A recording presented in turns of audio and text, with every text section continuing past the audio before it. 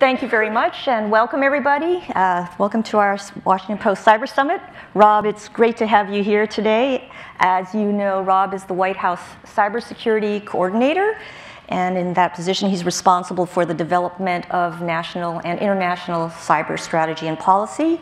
He's probably the most technically qualified person ever to hold that position, in that he's spent more than 27 years at the National Security Agency, including in top positions on the defensive or cybersecurity side of the house and on the offensive side of the house, where they hack for foreign intelligence.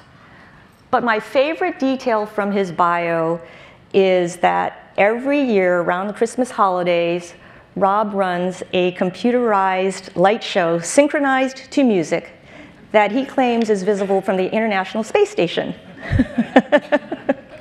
Anyway, so a little garish. And he says he hasn't blown the electric grid in his neighborhood yet, so good work. Let's get started. And I'd like to invite our audience to participate in this discussion. You can feel free to tweet your questions to Rob using the hashtag WPCyber. And I will try to take one or two at the end. Rob, you're a technologist at heart. What do you think cyber conflict will look like in 10 years? Will it be fought in cyber warfare, or will it be information warfare? Will it be fought predominantly by the private sector or by governments, by human hackers or artificial intelligence and algorithms? I think we're on a path where all of the above are going to be involved. And that's one of the reasons we've got to work so hard on the norms and expectations in this international space. I think that governments are seeing the asymmetric value of doing some of these operations, but the most impactful seem to be the information operations, right? I don't think we'll see governments and nations doing things exclusively in the cyber domain. It's when you connect the physical, the kinetic, the information, the intelligence sides all together that things get really impactful. So that's very interesting that you mentioned information operations, which has come to the fore in a big way in the last year, for instance. What are you in the Trump administration doing to prepare the government and the private sector to counter information operations, especially those that could be harmful to our democracy? Certainly. I think the biggest thing we've got to do is we've got to build that ability to impose costs for people who are operating outside the norms.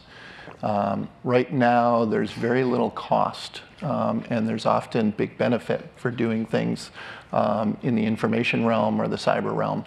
And so our focus has been figuring out how we can impose those costs. And the costs are whole of government things, whether it's diplomatic tools, whether it's judicial tools, subpoenas, arrests. The idea that we can use sanctions, that's a very powerful tool for the US government. There's cyber on cyber, but that's rarely the case where cyber solves cyber. Mm-hmm. And then there's even military options when things are really egregious threats. Well, in fact, you just rattled off a long list of tools and options, and many of those the Obama administration has already used. They've deployed economic sanctions, they've indicted nation-state actors, they've kicked out Russian operatives. How are you and your strategy for the Trump administration going to go beyond what they did? I think it's the focus, pace, and operational use of it. What we've found is we've often in the past tried to get big groups together to go after the problems of the day, using the UN or even the UN Security Council. And what we found is the lowest common denominator in that group is usually unwilling to act. And so our focus is now looking at bilateral agreements where we can find a friend, a partner, someone willing to come along with us to push back and impose those costs. And then at that point, we can act and we'll bring a coalition along with us, but we're operating at the speed of the two most willing nations rather than the speed of a large coalition and the least willing, which is often either no action or very delayed action following an issue. And so when it comes to some of these multilateral bodies where you have China and Russia present, do you still think you'll participate in those, or we absolutely will, and they're important for setting those norms. but those multilateral are often not the best place for imposing norms. And what is the most impactful type of action you think you can take to impose costs on a nation-state adversary? I think it's a whole-of-government campaign. It really is applying just an array of the tools we have at our disposal and acting in concert with allies and friends. Great.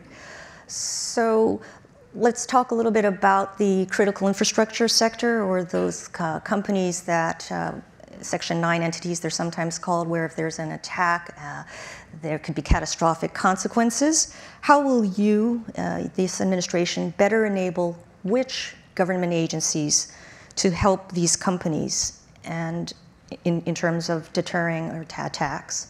And are you thinking at all of giving the military or intelligence agencies more of a direct role in helping them? Yeah. So, first and foremost, the primary responsibility for critical infrastructure is DHS.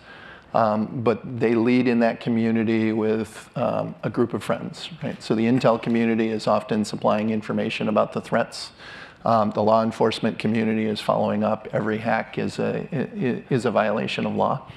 And then there's a role for the military. Cyber Command, DOD has a role defending the nation. When we think about a missile attack on the East Coast, the military is not going to look at trying to stop a missile only headed for a military base. They're going to look at defending that whole East Coast. So if they detect an attack coming at Wall Street or Sony or something, are they going to stop it at the? I think we need to look at the capabilities to do that. But today, those architectures, those capabilities don't exist, right? Okay. And so it really is, again, that portfolio approach, a belt and suspenders. We have to have some tools that we use from DoD. DHS has been doing exceptional work out there with the critical infrastructure sectors. That's going to be the predominant push, but I think we're going to use a little bit of everything. Okay, so let's move to a topic that's much in the news of late. It's the Equifax breach. Equifax, the breach exposed the personal data, as you know, of 143 million Americans. And when a company has almost half of Americans' personal sensitive data, should there be a government role in protecting that? Yeah. So I believe there needs to be and should be a government role in some of that. What should it be? If you look at Equifax, you and I didn't decide for Equifax to have our personal information. That's their business model. They aggregate our information, and by holding our information, we don't get a choice as to whether they hold it or not. And so I think Congress is looking at what are the requirements and regulations that ought to surround those personal information activities, what is required for breach notifications, and we'll participate in all those dialogues. I think it's really clear there needs to be a change, but we'll have to look at the details of what's being proposed. Governor Cuomo in New York has called for for a requirement that these credit reporting agencies protect their data or lose their licenses. Would you support such a move, at least for the credit reporting agencies? I think there needs to be some oversight and regulation in that. One thing I'm convinced of, though, is we need to be careful about balkanizing the regulations. It's really hard on companies today with state regulators, local regulators, maybe multiple federal regulators, federal law, international law. And so one of the things I want to be careful of in the response to Equifax, that we don't balkanize the regulations and a company doing business in 50 states and internationally has to contend with 75 different rules and regulations. Right. So what the Equifax breach also brings to mind is that one of the reasons it's so easy today to conduct identity theft is that at the basis of that is the Social Security number, which is almost as old as the abacus. It's used with that and your birth date. You can have access, get credit cards, all sorts of other services online. Should we be looking at whether we should continue to use the Social Security number as our number one building block for identity? Yeah, I feel very strongly that the Social Security number's outlived its usefulness. It's a flawed system. If you think about it, every time we use the Social Security number, you put it at risk. By interacting with it, you've given a key piece of information out publicly, maybe to a private company, maybe to an individual.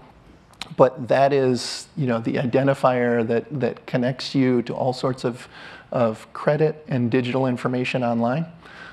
There are technologies we can look at advancing, and I think our call is, let's look at what would be a better system. Certainly the idea that we could use a public and private key, something that I can use publicly but not put the information at risk, something that can be revoked if it's known to be compromised, right? How many people here today have changed your Social Security numbers knowing that the Equifax breach happened?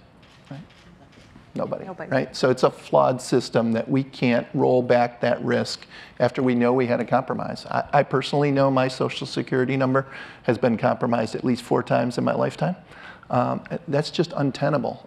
So we've got to move, we've got a modern digital age, we've got to find a way to use that modern cryptographic identifier to help us drive down that risk. So will the Trump administration be rolling out a proposal to use a sort of a public key, private key system in the near future? So at the policy coordination level, in a group I run, we've called for the departments and agencies to bring forward their ideas, and let's start talking about the Social Security number and the vulnerabilities in the cyber world. Right. Okay, a little bit of news there. One more question on Equifax before I move on is, do you have any clearer sense today of who was behind it, a nation state or a criminal organization, and what the motive was? Yeah, I don't have a good sense. Don't have a good sense, okay. Just the thought, I don't think we've seen any of the data appear yet on the black market, have we? So that might... Yep, so there's people that hold that opinion. I don't have any facts on it. Okay, okay. Well, let's turn to a topic that, again, is also very current, foremost in the minds of many watching, which is Russia. And as you know, the intelligence community is absolutely certain that Russia interfered in the election last year. And many former senior officials have said that they fully expect Russia to try again. So what are you doing in the administration to try to prevent that? Yeah. So at the administration level, President Trump did come out and accept the intel community's assessment on the election hacks. But what we've been very clear is that those hacks were not influencing the outcomes. Right? Those hacks were involved in scanning. The majority of them we saw were scanning the election system, looking at the voter rolls and information in that space, which in and of itself is a strong concern for us. So DHS has the lead. They've stood up first, naming the electoral system as critical infrastructure, which then allows the states to request assistance from the federal government, which we're willing and able to provide. So that starts that cycle. But they've also set up a coordinating council on election security. DHS has. DHS. And NIST has developed a guide for election security standards. And so I think a comprehensive effort, it is work between the federal government, the state government, and the local government to address this. Because it's really the states and locals that run their own elections and electoral systems. But are you seeing any signs today that the Russians are targeting these electoral systems, or still scanning them, probing them? We're not in the middle of an election cycle, so I don't know that I would expect it. But if there's one next year, but absence of it doesn't mean that it's not happening or going to happen. The best thing is we're going to get ahead of it and be prepared. And as soon as you do see some of that activity, will you be notifying the states? So another thing we've done is we've cleared the state election official lead, as well as key state leadership, so that they're cleared at the secret level to facilitate those kind of comms. Another element of the interference was the purchase of thousands of ads on Facebook and on other social media, and the pushing out of posts and stories that tended to stoke racial and religious divides in the country. What do you think the government's role is in countering influence operations of this kind? And what do the social media companies need to do? You know, I applaud Facebook for the research. I think the companies that are involved supporting these platforms, supplying these platforms, are the best positioned to understand who's using their platform and to what ends. So I think the research Facebook did was really insightful in showing us what ads were bought and how they were directed. I think from that point, you've got to do a little intel work to understand what the intent is. So that's a role of the government. But overall, you know, we can't allow other nations to hold our free and democratic process at risk. And when you do get that intelligence, are you sharing it, and should you be sharing it with companies? To some extent, there's a difference. Not all people in all companies are cleared. Certainly not all. But there's key people we can interact with, and we don't necessarily have to share the intelligence to warn them that there's a concern going on. Some of the companies have complained privately that they brought their information to the government and they were never then, you know, given any information back that could help them, say, really understand the threat here or figure out who the actors were. Do you think the government could do more? I haven't heard that complaint, Ellen, so I don't know. Okay. But do you think the intelligence community could do more to share some of this information with the companies so that they can at least identify some of the actors? Since I didn't know what that interaction was, I can't comment. Okay, fair enough. Another question is, well, one of the big controversies last year was the Obama administration's reluctance to publicly name Russia in the interference. And because of its concerns that it would appear to be overly partisan. So to address that, some have suggested that there be a requirement that the Director of National Intelligence and the FBI Director, say several months before a federal election, be required to disclose to Congress the state of election, of the sort of election systems in the government. Mm-hmm. Do you think that's a good idea? I don't know about the requirement, but I have absolutely no doubt Congress will be asking in the run-up to the election. So, you know, they put good oversight on the executive branch, and I think there's constant communication. For example, the lead cyber officials at DHS, Jeanette Manfra, Chris Krebs, are up on the Hill today talking to a Homeland Security Committee. I have no doubts that whether there's a requirement or not, Congress will call some hearings to understand the state of preparedness before the election. The point of making it a requirement, making it mandatory, is it removes the partisan tinge, and then that way there's no question, well, you have to disclose. It's not like if I disclose, will I look to be that I'm putting my thumb on the scales for one party over the other. And yeah, I think you wind up in the same place. If you get called to a congressional hearing on election security, it doesn't matter if it's in a law saying you've got to do it or if it's just the congressional scheduling that says we're going to have this hearing. You know, the DHS, FBI, the intel community will go up there and be forthcoming if they're asking. Yeah, and should it be public? Should it be public? It can't be public. It can't? In some of it because of the intelligence. Right, so there's an aspect of it that can be public, but there's always going to be some of the most influential secrets that we're able to understand at the government level that they'll do in the Intel Committee behind closed doors. I'm just saying, I guess, if you want to try to inoculate the public to sort of an influence campaign like this, shouldn't it be public disclosure rather than just to intelligence communities, committees behind closed doors? Well, understanding that it's going on and inoculating is different than the level of detail we would share with Congress about all the details we understand. Mm-hmm. Okay. You know, you mentioned earlier that I think President Trump has acknowledged the ICA, the intelligence community's assessment, and said, though, that never changed any result. But he also has repeatedly voiced some skepticism about Russia's election meddling. Given that skepticism, people are wondering, how aggressive will this administration be, you think, in seeking to deter Putin from waging another influence operation? I think we have to. The basis of our nation is this free and democratic society. The electoral process is a bedrock to that. So we'll push back. You're certain we'll push back. Mm-hmm. Great, thank you. Let's move to an issue I know you care deeply about, what to do about the software flaws that the NSA uses to obtain foreign intelligence, but at the same time could potentially put at risk American cybersecurity and the military and DoD cybersecurity.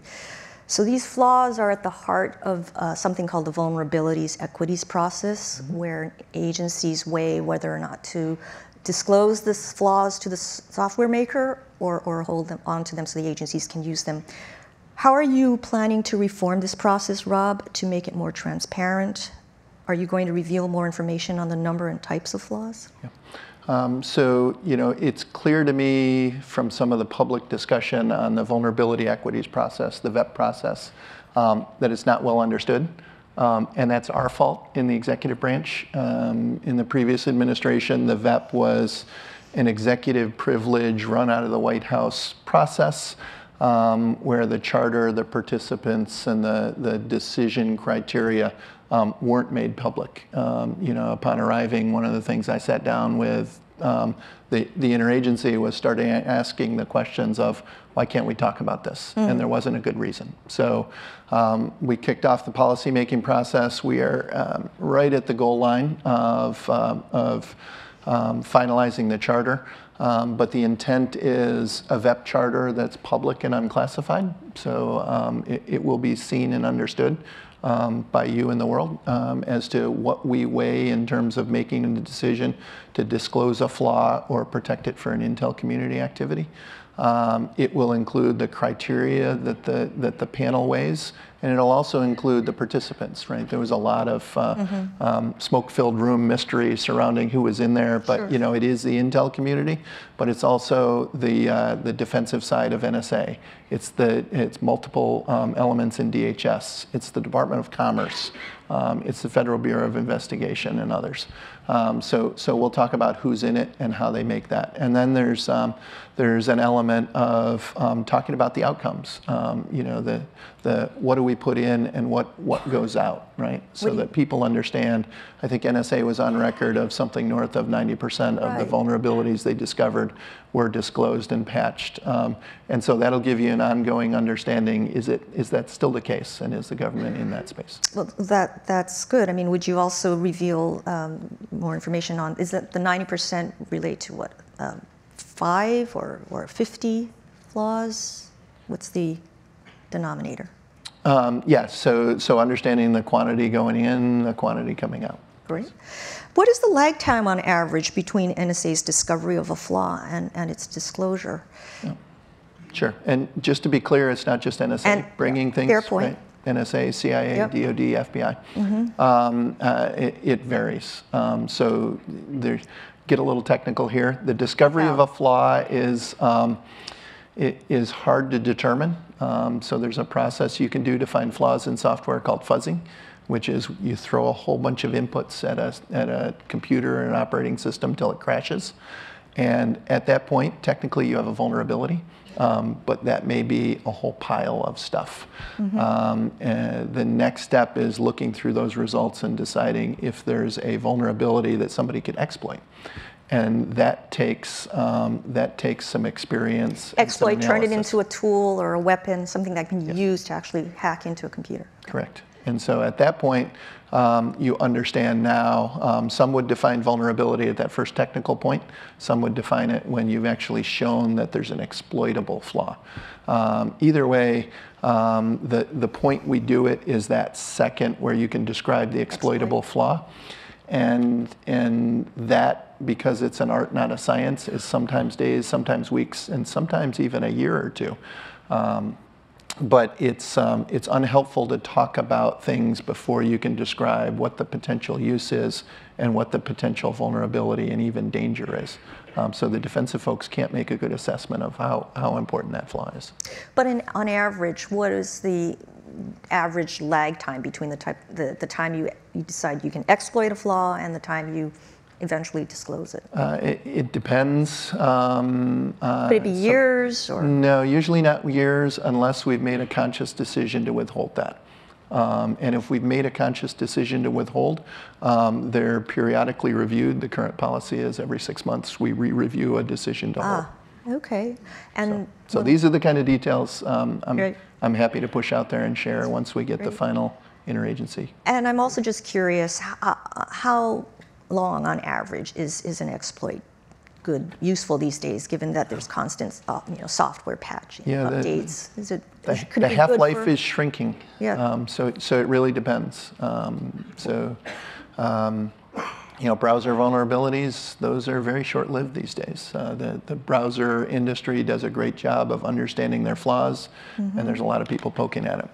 Some esoteric device that never has an upgrade path will have what we call a forever day, meaning that there's a flaw and nobody's updating that software, and even if you brought it to the original manufacturer, they're not going to issue a patch. Okay, great. And you mentioned that the rate is over 90%. Is that good enough when you have viruses like WannaCry out there, which was built around a repackaged NSA hacking tool that had gotten breached and put out there? So it depends. In the end, it's the individual vulnerability that we have to make a decision on, all of the equities at play. So we think we're doing a responsible job, in terms of the U.S. talking about this and being proactive in even having this process. This is something most nations don't do. I can tell you, the companies in Silicon Valley have gotten a lot of vulnerabilities from the U.S. government over the years. I don't personally know of the Chinese, the North Koreans, the Russians bringing any, even though they're looking at that same software. So they have vulnerabilities that they're exploiting, they're using, and they have no intention of doing responsible disclosure the way we're doing. Right. So let me move to a couple of other questions that arise. One arises from the news. Reuters yesterday published an article that found that Hewlett-Packard let the Russians review source code for a cybersecurity system called ArcSight, widely used by the U.S. military, so it could sell to Russia's public sector. How concerned are you about that? And should U.S. tech companies be letting Russia and China inspect their source code as a condition of doing business? I'm very worried about the protectionist rules that are going up in a lot of countries. The idea that you can't enter China's market without offering up your intellectual property in this way, without agreeing maybe to hobble some of the security and privacy features of it, like encryption. Russia's heading that way. A bunch of the totalitarian regimes are headed that way. It's a problem for the free and open internet that we designed and we pushed out there for the world's benefit. The security aspects of those disclosures, they're problematic. I'm a little more worried about it from the intellectual property point of view of our innovation than I am the security side of it. Why? It gives you an advantage if you can look at the source code, but even having a copy of the system, it just makes it a little easier. If you can get a copy of ArcSight, and that's commercially available around the world, you can bring it into a lab and you can likely find a flaw. But if you give your source code to China as a condition of entering that market, you've got to wonder if competitors are then going to start to adopt those features. And we've seen some examples of that in the past, and that really concerns us. Okay. DHS stated in a report this year that all U.S. phone carriers are vulnerable to SS7 exploits, or vulnerabilities that can be exploited by criminals, terrorists, and nation-state actors to track phones and intercept calls in the United States. Do you agree with DHS that these vulnerabilities threaten our national security? I do. And what are you doing to make sure that the phone companies secure their networks? Yeah. So the vulnerability they talk about is actually a known problem. There's some industry solutions to it. There's add-on boxes for the networks. Some of the vendors have patched their software to lessen the impacts of these. I think there was a 60 Minutes demonstration last year of some of the capabilities you could do by exploiting the vulnerabilities in the protocol. The protocol was built at a time when we were a little more naive about the way phone systems could or would be exploited, so they didn't have the necessary security protocols. So it's clear we've got to retrofit and start closing down these holes. I've personally talked to at least 2 of the carriers, and it's their intent to move and close down these holes. They can't do it overnight. It's an investment decision.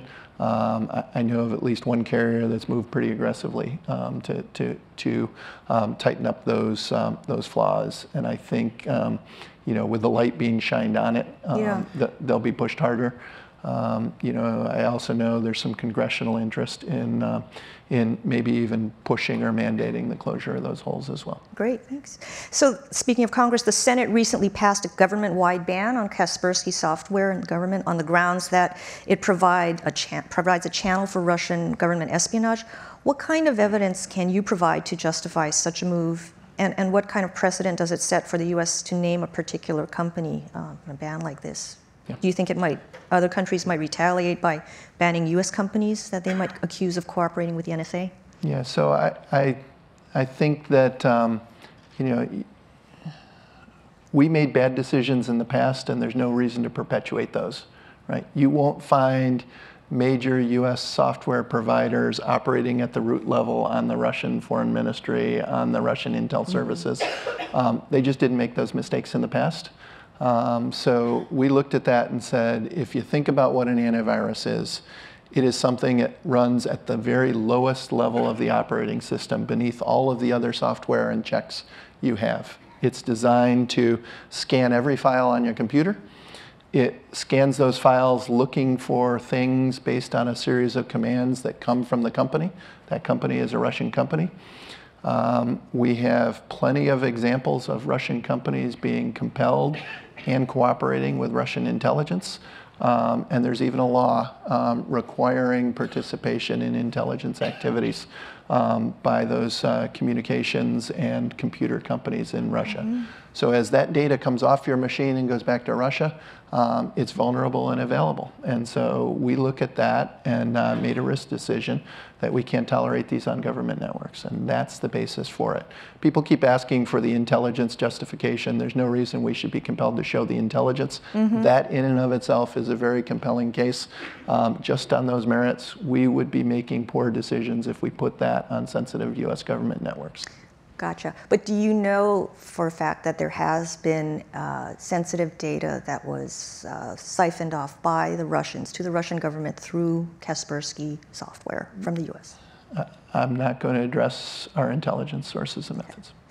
So you're not the cyber czar, but if you were, what's the #1 structural or organizational change you would make in the US government? I'm not going to push that rock uphill. Right. There's the U.S. government, if you look at the way we're presently organized, cyber has so many committees of jurisdiction. The great thing about cyber is it's an apolitical issue. Democrats and Republicans alike understand the risk, want to help, are passionate about driving down the risk we face in cyber.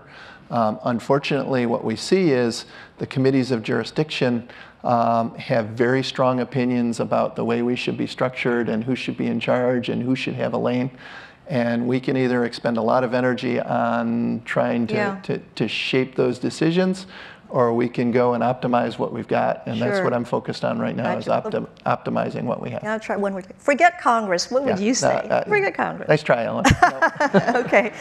Finally, we have 2 minutes left. Just can you give us an update on your reports? Do you think you have a deterrent strategy due soon? When are you going to come up with that? And then maybe another report on just how you're going to organize to help critical infrastructure Sector 9 entities. Yeah. So through the executive order that President Trump signed out, there was a series of studies and reports kicked off. Those have been rolling in. All of them are drafted. The last, well, all of them that were due through October are drafted. And a few are in final review from the secretaries, but those were meant to inform our greater strategy work. And what it's done is galvanize the interagency to come up with great ideas and talk about where we are and, more importantly, where we need to be. So I'm really happy with how they're responding. When do we expect this deterrent strategy to come out? So the deterrence report that comes in is not intended to be public, right? It is intended to inform us in a greater cyber strategy. And so you'll, hopefully, depending on interagency coordination, you'll see a cyber strategy later this fall. Later this fall. Okay. Well, thank you very much, Rob, for your time today. And up next, we have my colleague Craig Timberg, who will be speaking with General Michael Hayden and Richard Clark. And let's give Rob a big hand for coming. coming here with us today. Thank you, Rob. Okay. Really great.